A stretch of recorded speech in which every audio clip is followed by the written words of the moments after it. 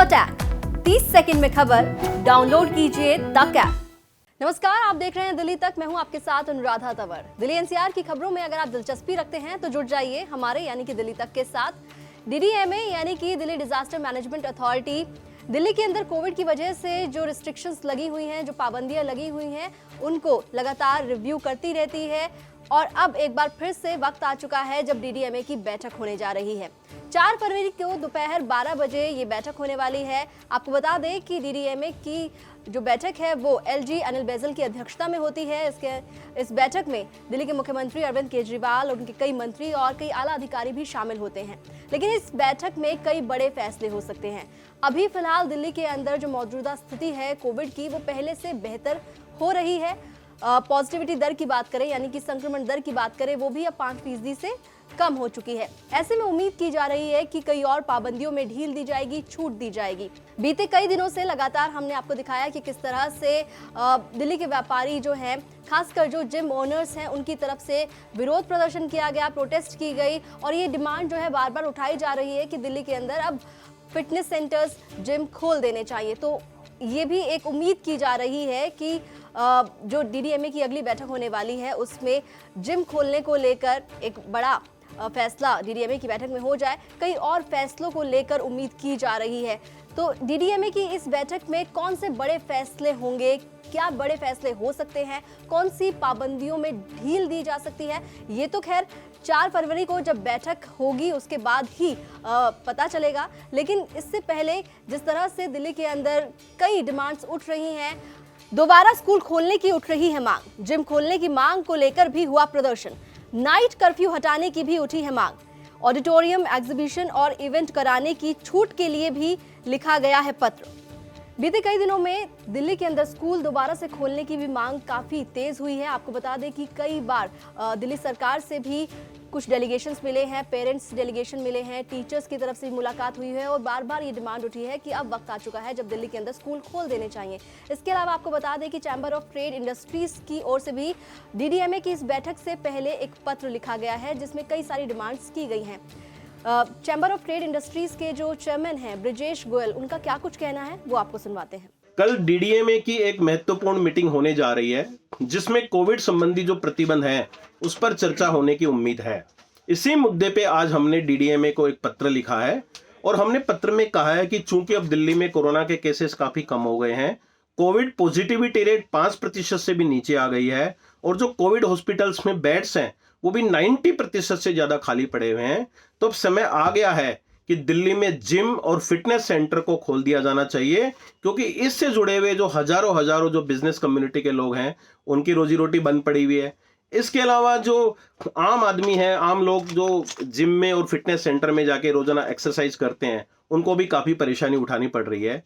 इसके साथ ही अब दिल्ली में नाइट कर्फ्यू को भी खोलने का समय आ गया है, क्योंकि परसों से शादियों का भी सीजन शुरू हो रहा है, तो लोगों को रात में आने जाने में भी दिक्कतें होंगी। इसके साथ ही जो सिनेमा, रेस्टोरेंट, बैंक्वेट हैं, बार हैं, उनसे जुड़े लोगों को भी रात को जल्दी अपना काम समेटना पड़ता है।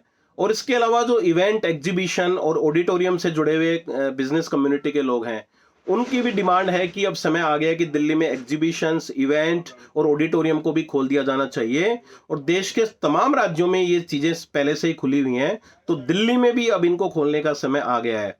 तो हम उम्मीद करते हैं, डीडीएमए से रिक्वेस्ट भी करते हैं कि कल डीडीएमए इन तमाम बिंदुओं पे गौर करके कारोबारियों को राहत देगा, जिससे हम कोरोना से भी लड़ सकें और लोगों की रोजी रोटी पुनः पटरी पर लौट सके। तो दिल्ली के व्यापारियों की ओर से लगातार मांग उठ रही है कि पाबंदियों में और ढील दी जाए, नाइट कर्फ्यू भी हटा लिया जाए, ऑडिटोरियम, एग्जीबिशन, इवेंट्स में भी अब छूट दी जाए। तमाम तरह की यहाँ पर डिमांड की जा रही है। इसके अलावा आप बात करते हैं दिल्ली की मौजूदा स्थिति की। कोरोना को देखते हुए दिल्ली में हालात किस तरह से बदले हैं ये भी आपको बता देते हैं। तो दिल्ली में मौजूदा कोविड की स्थिति की बात करें तो संक्रमण दर घटकर 4.73% हुई है। 27 लोगों की मौत हुई।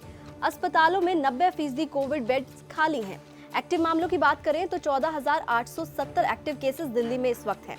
दिल्ली में कोविड की स्थिति अभी पहले के मुकाबले काफी बेहतर नजर आ रही है। आप जानते हैं कि जनवरी की बात की जाए तो जनवरी में किस तरह से केसेस बढ़े थे। ओमिक्रॉन लगातार तेजी से फैलता हुआ नजर आया था, लेकिन अब हालात पहले से संभलते हुए नजर आ रहे हैं।